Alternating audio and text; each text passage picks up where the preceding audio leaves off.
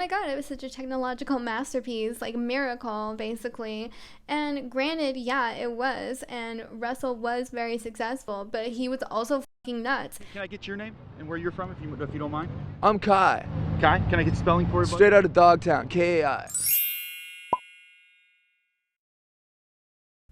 Hola Chula, thank you so much for clicking on to this video, and if you are new here, well then hi, hello, my name is Kai, and here on my channel I like to share my experience leaving the Jehovah's Witnesses and what it was like to grow up in a high control fundamentalist group. I think it would be really beneficial if we actually looked into the history of the Jehovah's Witnesses organization to have a better understanding of where they are now and why it's problematic. So we're doing a deep dive on Charles Taze Russell, and we're gonna spill some major tea. So let's go!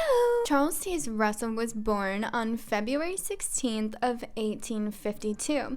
So I guess it's true that you can never really trust a Pisces man. He was from Pittsburgh, Pennsylvania, and that is where he would actually go on to fund his own publishing company at just the age of 27 years old. Though I guess it's not surprising because his father was having him draft up whole business contracts at only the age of 12. Like, if you said that you were something, then everyone just believed that you were something. Like, before universities existed, you just read a bunch of books, and then one day everyone was like, yeah, you're a lawyer. Russell began publishing a series of magazines called the Zion's Watchtower. Sound familiar? These publications were meant to complement the Bible and help people grow a deeper understanding of their faith and therefore strengthen their relationship with God. And even in his early life, he was such a Jesus freak.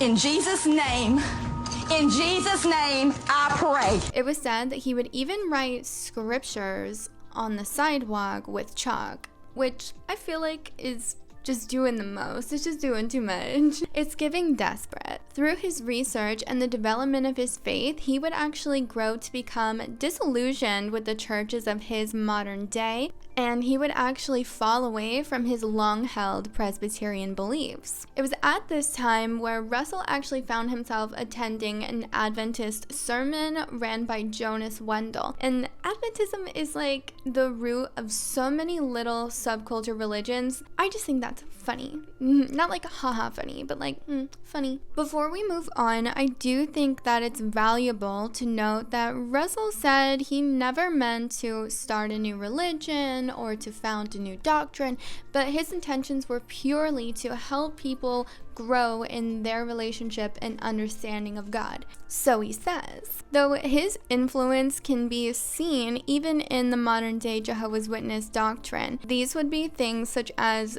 not believing in the Trinity or hellfire or the concept of having a soul. Since he now was involved in the Adventist movement, he actually came into contact with Nelson Barber. And together they would really refine their teachings, and they came to the conclusion that everyone who had died or passed away, or I guess those mean the same thing, that everyone who died would be resurrected by God, and that the rapture or the end of the world was coming in 2 years, like 2 years tops, they said. So of course everyone who was listening to them was emboldened in their faith, and there was a fervor among the congregations to prepare for the literal end of the world. When that year came around, they even gathered into a special place, assuming that they would ascend to heaven, and then it never happened. So obviously everyone was very upset with Russell, and he didn't really have a great explanation for why it didn't happen. He sort of just backtracked and said that, oh, it was a misinterpretation, and this is actually referring to just some Christian tradition. Yeah, we'll go with that. This response obviously wasn't good enough, and he lost a lot of support. When the rapture didn't happen, Nelson Barber and Charles Russell actually decided to go their separate ways, therefore creating a schism, and that's how we get all these other religions born out of the same original Bible students movement. So after they broke up or went their separate ways, Russell went on to found his own publishing company, which would later produce the Zion's Watchtower magazine, along with many other Grail literatures that really people don't have much access to today, and the Jehovah's Witnesses have completely whitewashed their history, so we may never know. At least, I don't know if I will.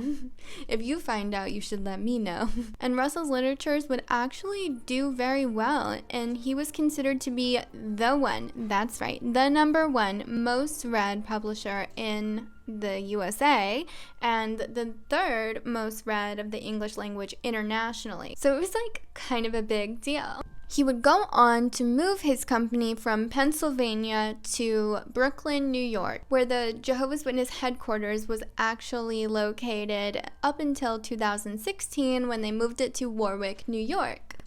Try to say that 10 times. Even though Russell was a very popular publisher, not all of his beliefs were as easy to swallow as the others may have been. For instance, Russell believed in Pyramidology, which is not a Silent Hill character. He believed that the Hebrews had built the Pyramid of Giza, and that the markings that are etched or carved into the sides of this pyramid actually told the tales that are found in the Bible, like the fall of man and the second coming of Christ. He thought that every inch between the markings was equivalent to 1 year, and therefore he was able to conclude that the Spirit of God or Jesus or a ghost or someone would be coming to Earth to judge all of the religions, all of the beliefs, and select whomever was believing in him the most, whoever wanted it the most got it. And he said that his movement was that one, that they had been silently judged by Jesus and they were now his favorite.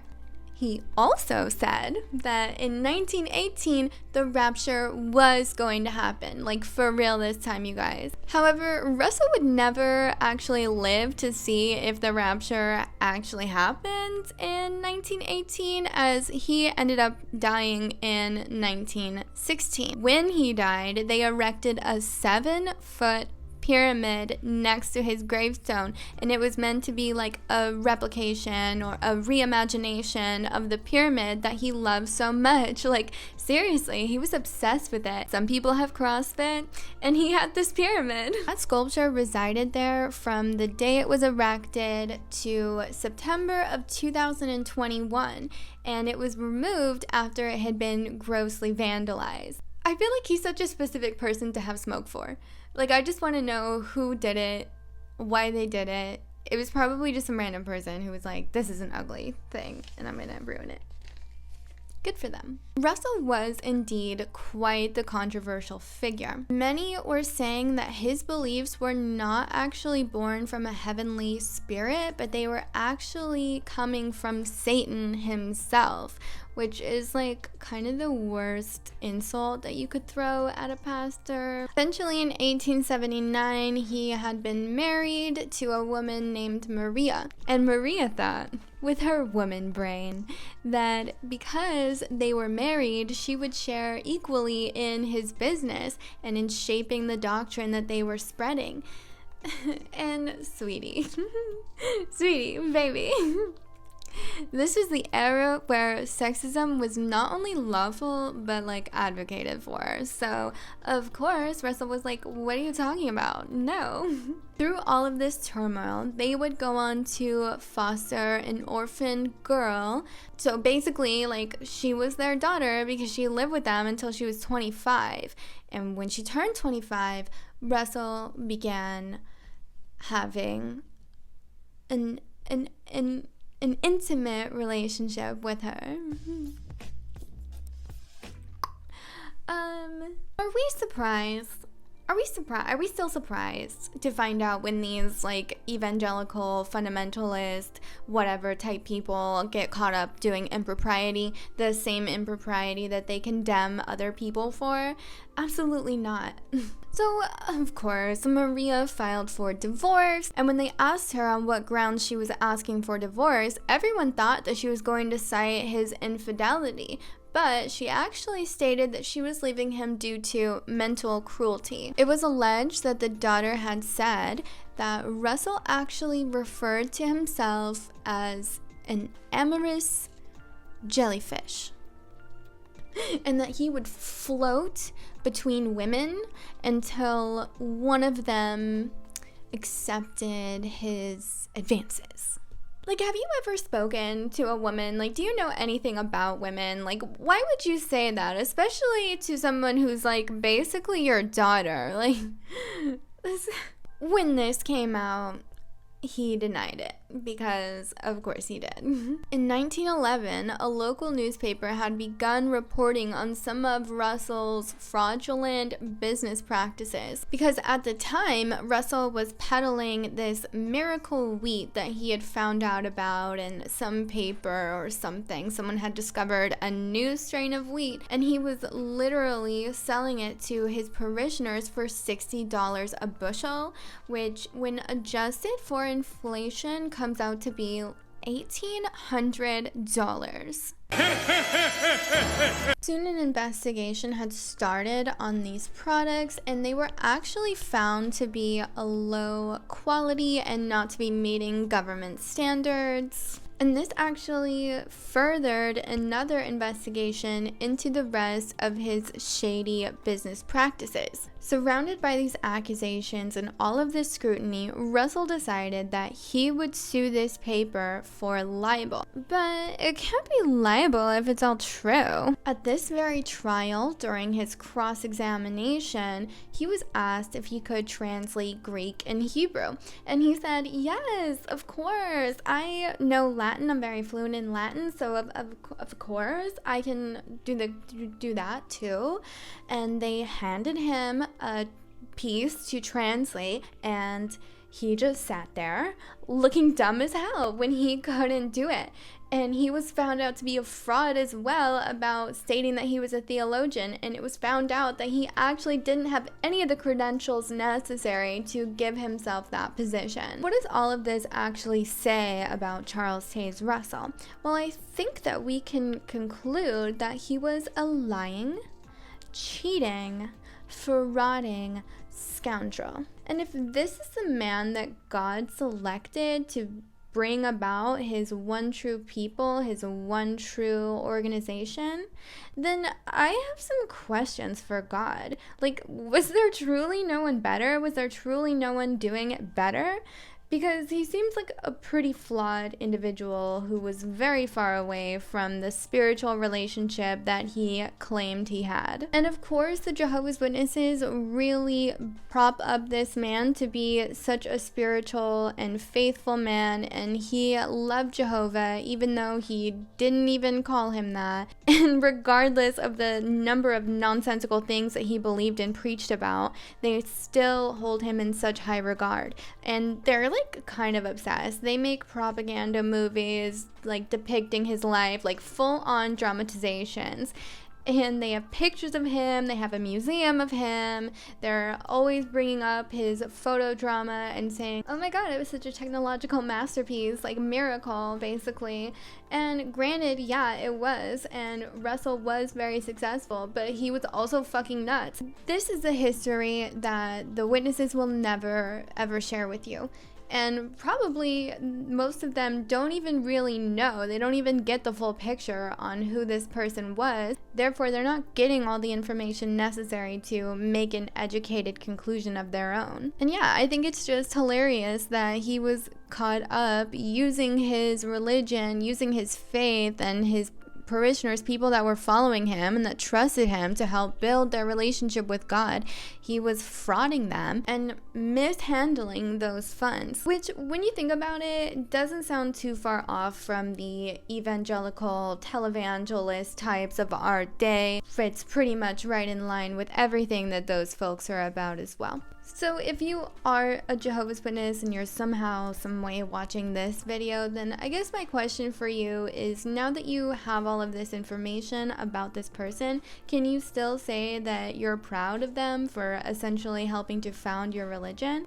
Because I know that once I found all of this out, that I definitely saw it in a different way, and it made me question the origins of this religion and how it actually is today. But yeah, that was just my thoughts, just my opinion, and just my video. So if you like this video, then you can leave it a like, and if you like me, then you can subscribe to this channel, where I will be talking about whatever I want, whenever I want, because this is my channel and that's what we do here, baby. So subscribe. And as always, chulas, I hope that you are having a beautiful, wonderful, amazing rest of your day, and stay away from these amorous jellyfish men.